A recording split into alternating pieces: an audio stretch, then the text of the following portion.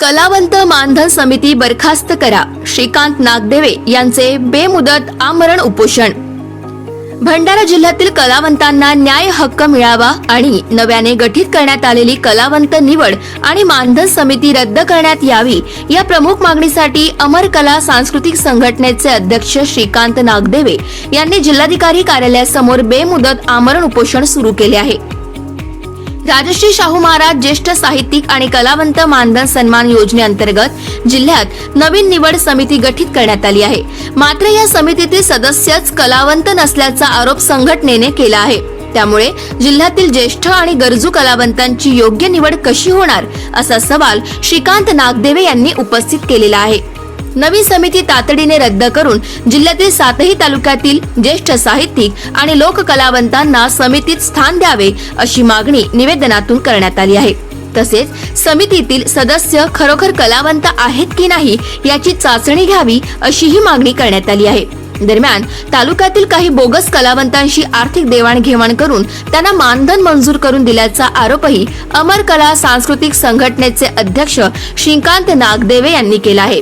अशा प्रकारे समिती कार्यरत राहिल्यास जिल्ह्यातील खरे आणि गरजू कलावंत मानधन योजनेपासून वंचित राहतील आणि बोगस लाभार्थ्यांना फायदा होईल अशी भूमिका संघटनेने मांडली आहे। जोपर्यंत समिती रद्द करून कलावंतांच्या मागण्यांवर योग्य निर्णय घेतला जात नाही तोपर्यंत बेमुदत आमरण उपोषण हे सुरूच राहणार असल्याचा इशारा संघटनेच्या वतीने देण्यात आलाय। मी श्रीकांत अंबादास नागदेवे, अध्यक्ष अमर कला सांस्कृतिक संघटना महाराष्ट्र राज्य। आम्ही ह्या अगोदर 2-3दा जिल्हाधिकारी साहेबांना निवेदन दिलेले आहे की राजश्री शाहू महाराज ज्येष्ठ साहित्यिक व कलावंत मानधन सन्मान योजना आहे आपल्या जिल्ह्यामध्ये।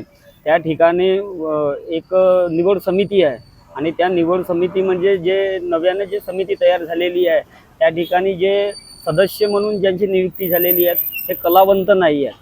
ज्यांची सदस्य म्हणून नियुक्ती झाली आहे हे राजकीय क्षेत्रातून आलेले व्यक्ती आहेत। यांना कलाकारांचा काही विषय समजत नाही। हे कलाकार नसल्यामुळे जिल्ह्यातील जे वृद्ध कलावंत आहेत त्यांची कशी काय हे निवड करतील।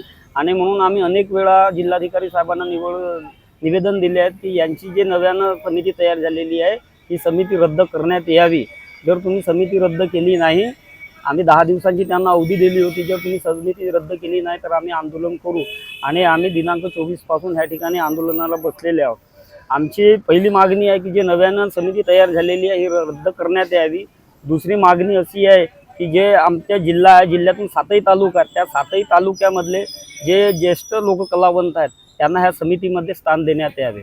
तिसरी आमची अशी मागणी आहे की ह्या सदर योजनेअंतर्गत जे बोगस कलावंतांना जो मानधन मिळत आहे हा तात्काळ बंद झाला पाहिजे।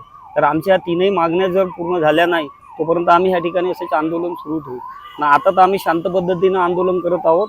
ह्या जर आमच्या मागण्या पूर्ण नाही झाल्या तर यापेक्षा उग्र आंदोलन आम्ही करू अशी आमची भूमिका आहे। बोगस कलाकार म्हणून नाव घेतलं तर हे यांची एक विशेष म्हणजे ओळख म्हणून काय सांगणार तुम्ही, काय पद्धतीने काम करतात? बोगस म्हणजे कसं आहे की यांनी कधी कोणत्याच कलाकारी क्षेत्रात काम केलेलं नाही। आम्हाला माहित आहे जिल्ह्यातले कोण कलाकार आहेत कोण नाही आहेत। हे राजकीय क्षेत्रातले कलाकार आहेत। आम्ही त्यांचे प्रूफ जिल्हाधिकारी साहेबांना देत आहोत।